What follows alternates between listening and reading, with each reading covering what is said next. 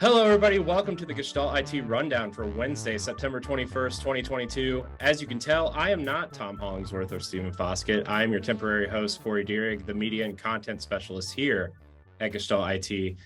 Stephen's at Cloud Field Day. Tom is off in the wilderness, so you're stuck with me. Don't worry, though. I brought two incredible people here, and especially for World Gratitude Day, my two guest hosts this week, who are far more knowledgeable than I am, are Jim Suprinsky and Gerard Cavalinas. Thank you both for joining me today. How are you? You left out National Pecan Cookie Day. Oh, I'm more of a chocolate chip man, so yeah, I mean, look, it's pecan. Some people have nut allergies. I don't want to, discriminate against those people. I think everybody should enjoy the cookie of their choice. But yes, it is also National Pecan Cookie Day, which means I actually have some delicious stories for you guys. How to get that Tom zinger in nice there. Segue. I like that. Well, I'm pumped to be back here, but I feel like it's been a while since I've done a rundown episode, so I'm really glad to be hanging with y'all. Glad to see what we got going on. Yeah, I'm glad you guys are here too, because my knowledge on this stuff is elementary at best, but that's why I brought the experts on. Our first news story, though, of the day. Last week, ARM announced the Neoverse V2 CPU cores built more for performance per core applications. The Neoverse V2 has shown great performance results for Grace's LPDDR memory. According to ARM, Grace will be one of the first processors to use the new V2 cores. Already in its last stages of development, the Neoverse V2 will hit the market in 2023. Gerard, what are your thoughts on this? And I think it's game changing, for a few reasons. Number one, they're able to really start leveraging a lot more cloud performance on a per thread basis. So how they broke it down is phenomenal. They have three different series, a V, N, and an E. The V cores are going to be designed for a lot higher performance per core. The E's are going to be a lot more efficient. And then the N's are going to carry that capability to scale out somewhere in between both of them from a performance standpoint. So it's good. I feel it gives the consumer a broader range of options, which is great. The big takeaway too for me is it's a 2 meg L2 cache on it. So what that does is it allows more enhanced performance, increased core bit. And then when you're building out those larger complex systems, it gives you a lot more of a wider range of additional features, you get to choose from and leverage. So you love to see it. It's great things. And I'm really interested to see where it goes with this new platform.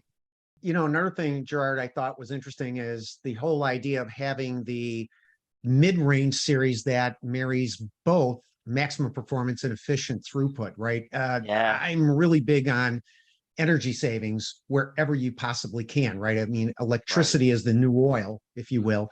And yeah, I'm glad to see that somebody's thinking about that. It is. It's good that's on the radar. Yeah. Our next story, Ethereum's historic upgrade to a massively energy efficient infrastructure is finally complete, and it's a success. On September 15th, as the world watched with bated breaths, the merger came to a finish, marking the end of long period developmental work and the start of a new era of green cryptocurrency. Now, Jim, I know before we started recording, you said you have a lot of thoughts on this stuff. So what's your take on this?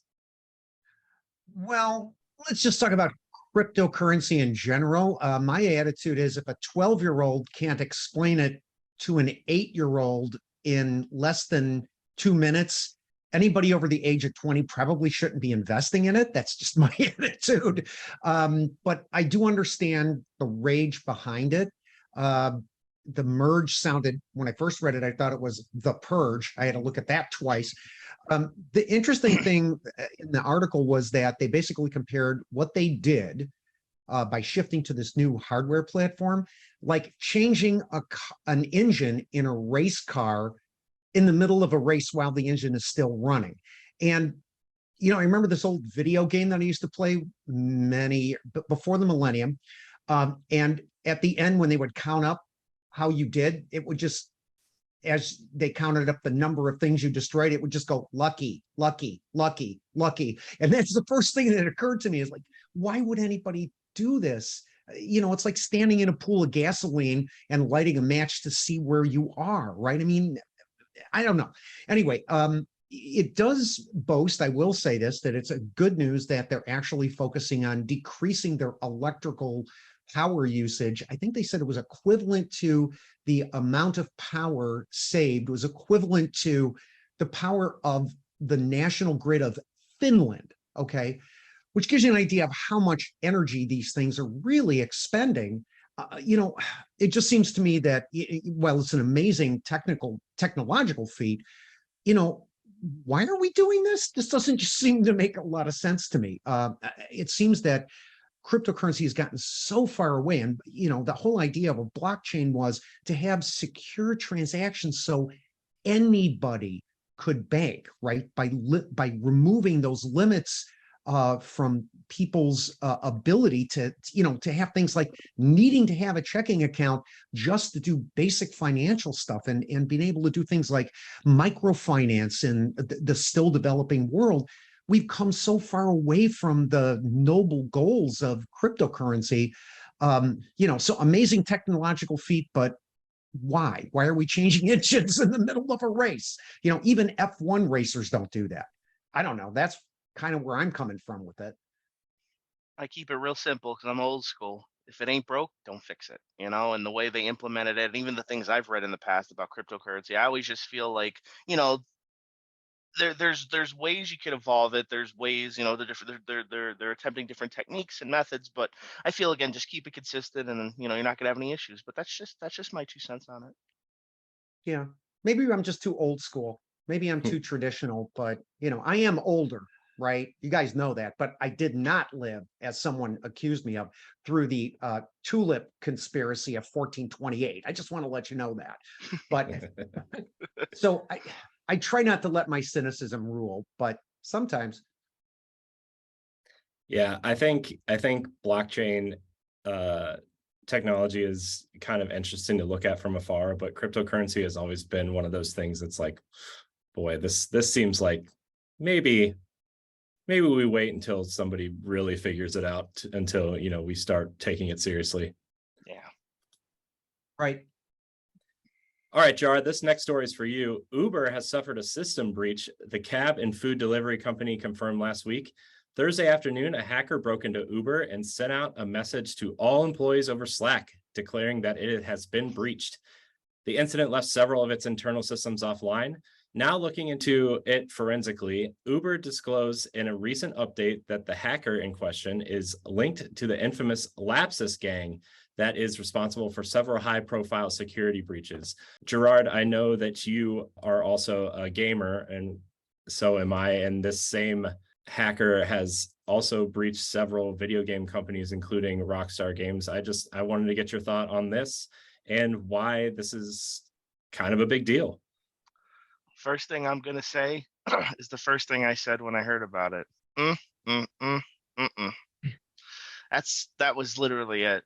It's crazy too. A while back, on an episode of the Rundown we did a while ago, I remember the San Francisco 49ers, also, an avid football fan, they suffered a real crippling breach. Now to hear Uber, Rockstar, a lot of these big companies are still suffering significant blows. It's a moment we really got to take and acknowledge what some may not have already known. And I mean, and not just IT professionals, but just everyday, consumer and user. No one's safe. This is the time right now more than ever. Security, security, security. We need to assure the threats are minimal. Bases are covered on every front. These are times, more vulnerability checks need to be happening in our environments, patching every aspect from A to Z and everything in between, because what's happening is I feel like we stay ahead of it as best as we can, but, and I could be here forever talking about it. The more proactive we are, the better our chances are of not ending up on the front page of the New York Times, at least in that kind of light. If you want to end up on the front page of a global, news publisher, you want it to be something good, not, hey, by the way, you got breached to take it down. And it sucks because it's like it's a sense of weakness, and then I feel it hurts. But like every great organization, they're going to bounce back and come through it. But it's starting to. It depletes and it almost cripples what's the word I'm looking for here, like your the core, right? Like how you emotionally feel. You're like, man, my data's been gone. Like there's just no sense of privacy to yourself, and again, that's why I've always stressed vulnerability checks and assuring, because again, it's even the slightest window or the slightest hole can just be blown wide open and exploited, and that's where we end up here. Right. And based on what's been reported so far, very interesting, Gerard, that it was a simple social engineering attack, right? Yeah. Someone said, "Hi, I am from corporate IT. I would like to know your password." Sure, Right. Like and it wasn't some massive grand scheme, plan. It wasn't right. masterminded. It was just literally like, hey, Jim, what's up? Hey, you know what? Man, my birthday, it's like, it's just very, and that's they say simple is better or simple's easier. That's in this Right. instance where simple's not so much better, but it is easier and it caused a catastrophic event on that level. Very Sure. basic Yeah. tactics. And right. And, Uber's no small target, right? So you No, would figure no, they're that not. they would instruct their employees, internally at least, how to use this. But then again, how many times a week do you see something on Facebook or somewhere else? Especially it seems Facebook, somebody hacked me. Somebody's, taken over my Facebook. No, they just made another fake account and used Yeah. your picture, you know, and I'm on Twitter a lot. I'm on LinkedIn, of course, but you got to be careful. You just got to, if it's questionable, question it, right? Yeah. And be vigilant, be vigilant. English major here, but seriously, yeah. The engineering is, what, probably at the base of 95% of all these attacks, Yeah. Simple stuff, man. right? That's why in any good organization, in most organizations, you're seeing a lot more phishing campaigns. Hey, Yeah, this charge from Amazon came through. Wait a minute, I don't have a corporate Amazon account. Like just putting two and two together sometimes goes a long way, yeah, educating. exactly, exactly. Yeah. Education is key, everybody. Yeah, it Stay is. safe. Okay, so our next story, ASE Technology and TSMC are joining forces to develop Silicon Photonics, a groundbreaking technology in high-performance computing. Silicon Photonics will allow a faster data transmission at remarkably low energy consumption. But as of today, the cost of manufacturing photonic integrated circuit remains a major stumbling block in the production of silicon photonics. It remains to be seen if the collaboration between TSMC and ASE technology changes that. Jim, what are your thoughts on this? Well, the technology sounds amazing. Anything that would allow intra core, well, I shouldn't say intra core, but intra chip, I guess, right? Technology to communicate faster, and especially GPU type units, which means we have even faster graphics. Oh, wait a minute, news alert, it's already been hacked. Just kidding, building off the last story. But no, seriously, yeah, this could be a major breakthrough. Again, the faster we get, the closer we get to the speed of light, which, electron, photon, whatever you want to, think. There's still stumbling blocks. And I actually did some more research on this. And I'm like, okay, well, there's a press release and that's about it. So while it seems extremely promising, we're going to have to see how much more it's going to cost to produce it, if it's going to be a reasonably priced product, and is it just going to be specialized? In the meantime, I just wish people would start making more chips so I could get an EV, for below $66,000. So yeah, fascinating development, but let's get to fusion first. That's my attitude. Yeah, and like on most things, and again, maybe it's the old school me, the builder, the tinker. I definitely love seeing the benchmark statistics on it, right? When you're comparing the Right. chipsets from the old RTX 3000 to the new RTX 4000 series, you're going to see a substantial difference with those silicon. And here's the crazy part: I didn't realize that NVIDIA is not the only one that's going to benefit from utilizing this tech. AMD, Broadcom, Cisco, Marvel, like some of the big name players have signed contracts with these companies and these foundries. So it's going to help in their manufacturing over the next couple of years. I don't want to jinx it. I don't want to say, but I do truly believe in my heart, across the board unanimously, we're starting to see a lot more, movement on the chip shortage. We're not seeing as long of wait times. You're not going to have to wait to Right. start deploying a lot of these. So that's also a huge coup on that for me, at least my opinion. Yeah. But of course, then all the chips are really going over for, Ethereum's next upgrade. So no, Yeah. no, but you're right. We are starting to see the supply chain differences or difficulties starting to improve, but still, the thing that's ironic about that is that really it was a water shortage in Taiwan that caused that, so maybe Yeah. this whole climate change thing is maybe a little more realistic than everybody thought. Still have wait times. We still got wait times. I mean, but Yeah. they're still seemingly long, but I don't know. Maybe I'm just trying to see the light in a very, in a Yeah. dark scenario, So I mean, that's for me. It's like, hey, you know what? Instead of 12 months, it's like 8. So Yeah. I'm just trying to make the best of that situation, as anybody is. Speaking of upgrades, Intel is saying goodbye to Celeron and Pentium in laptops. This week, Intel announced that they would be saying goodbye to their popular Celeron and Pentium branded processors in 2023, at least in their laptop parts. In a recent announcement, Intel is seemingly looking to streamline their processors to a single Intel processor for low-end products, with the core processor brand sticking around with multiple tiers for their mid-tier products in their mobile stack. Though this change has not been announced for desktops or embedded parts yet, it seems likely the move in this direction as well, as mobile is Intel's leading consumer market. Gerard, I know I had an Intel Pentium processor in my desktop when I went to college. What are your thoughts on this? I mean, I just remember the jingle and the commercials and stuff for this. What are your thoughts on this streamline? That's Right. what I thought of. Listen, Yep. I'd be lying if I didn't say the old PC tech in me is heartbroken.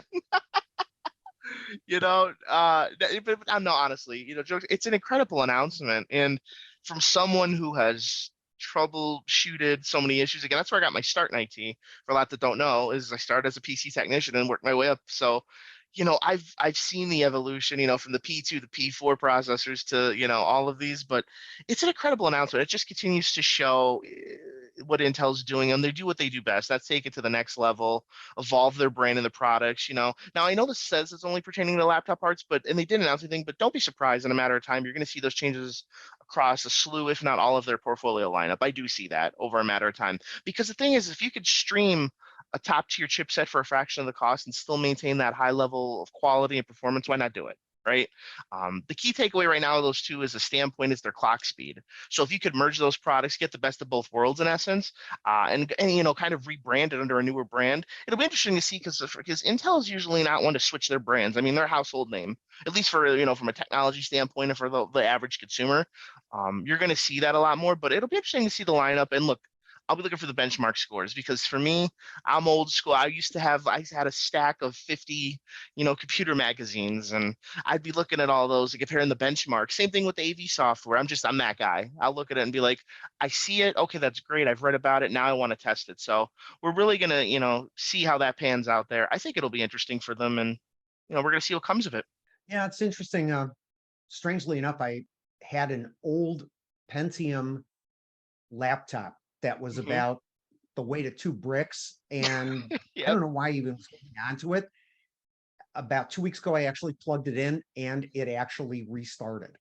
So, again, you think about that. It had no power on it for probably 5 years and it still restarted, right? So aside from, people that are really into gaming, or people that are into unbelievably, I was going to say uber fast, but based on their last news story, maybe not so good. But people that are interested in extremely high performance and calculation speed and things like that, is fast enough good enough? Most of the chips today are more than fast enough for what we're trying to accomplish. It'll be interesting to see if Moore's law continues to expand at the rate that it's expanded as time goes on. So, yeah, and there's all kinds of amazing things coming down the road. But yeah, farewell to the Pentiums and the Celerons. Oh well. You had a good run. Yeah, they did. A good run indeed. Gerard, Jim, we have a closer look story we wanted to take a look at, two actually, both involving Oracle. Oracle released its fiscal 2023 Q1 results, and it showed massive year-on-year cloud revenue growth. The number could only mean one thing. Oracle is set to win the race against other cloud vendors. With its accelerated growth, it may very well one-up Google Cloud and become the fastest growing cloud vendor in the industry. Jim, I'm going to throw this over to you. I know you're very knowledgeable on Oracle. What are your thoughts on this? Most people today, if I put a graphic up, it would be Oracle equal legacy. People think of Oracle today like they thought IBM when Oracle first came around. You're talking to a guy who wrote one of his first SQL statements ever on an Oracle database in 1987. just after my first DB2 database query, right? Yeah. So I go way back in terms of relational databases. What most people haven't been paying attention with Oracle is that it has an aggressive cloud strategy, extremely aggressive. I've been working with their cloud-based products since at least for the last 5 years. The initial version, I'm going to, let's see, find the right word, sucked. It was terrible. The cloud was unmanageable. The guys that were trying to engineer the Gen 1 of this, it was beyond terrible as compared to AWS and even Google Cloud Platform. But people forgot about it. What happened is Oracle went out and hired, stole, whatever you want to call, poached people from AWS and Google and Amazon and said, if you could have done your cloud the right way, what would you have done? And they were quite honest about it.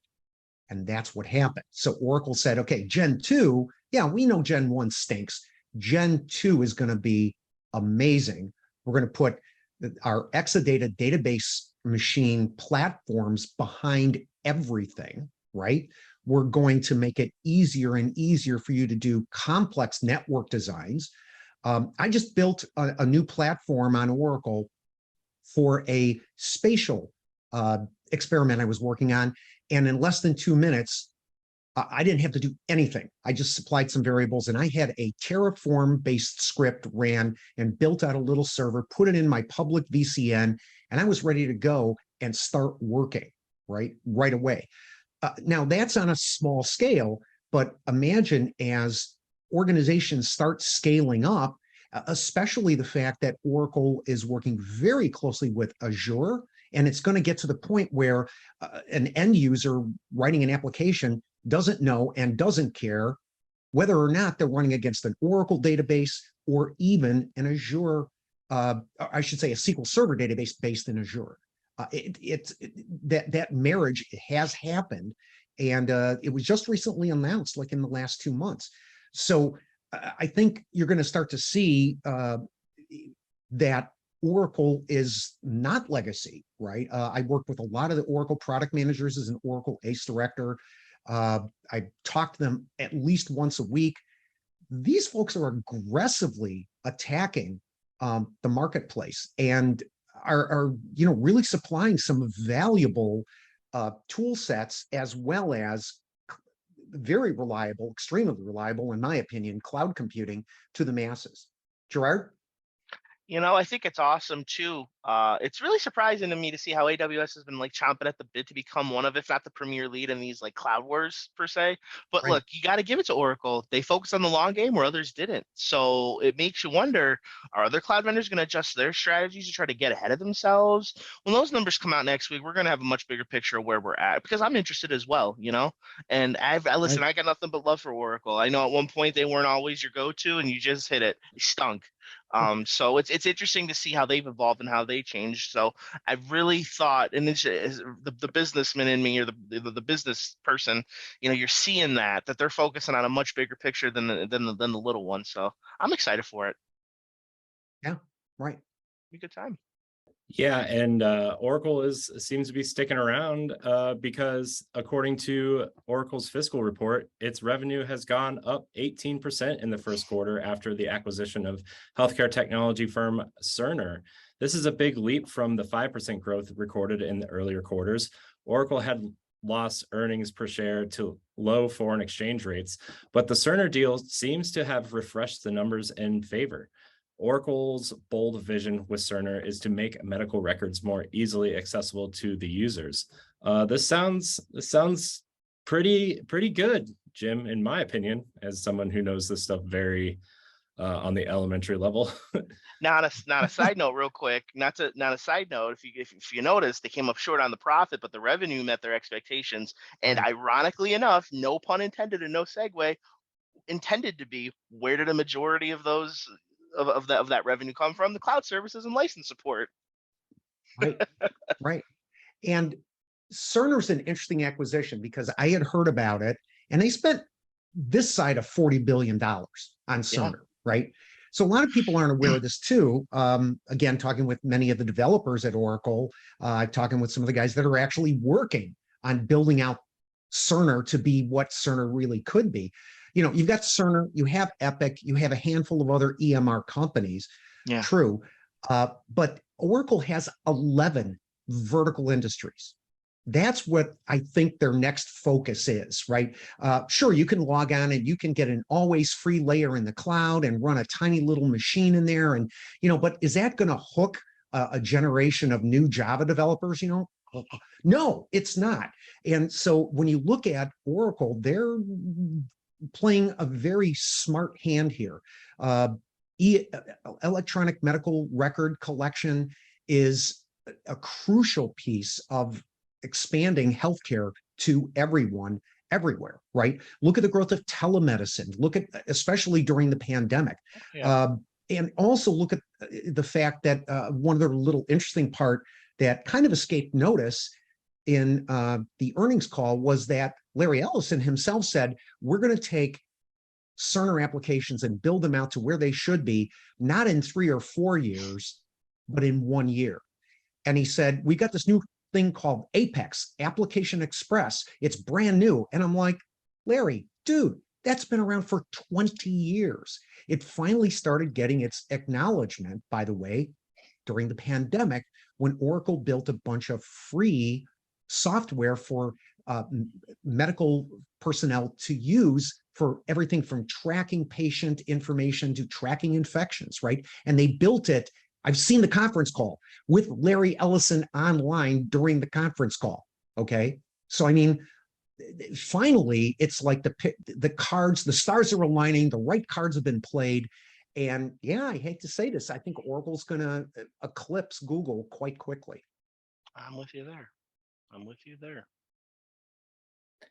Well, it sounds like Oracle's doing like what you said, Gerard, playing the long game, and it seems to be working for them. It's good strategy. Well, that's going to do it for this week's rundown. Let's look forward to the week ahead. If you missed the Cloud Field Day Extra with NetApp, that happened on Tuesday, September 20th. You can check out the live stream video on demand on our LinkedIn page. You can head over to the Tech Field Day LinkedIn page to watch those. Or you can head over to our website right now and check out Cloud Field Day 15, where Stephen will be hosting great presentations there from September 21st today through the 23rd. Mobility Field Day with Tom Hollingsworth is also coming up October 5th through the 6th. You can go over to our website, the Tech Field Day website, to check out more information there. Gerard, we're going to start with you. Do you have anything coming up that you want to talk about?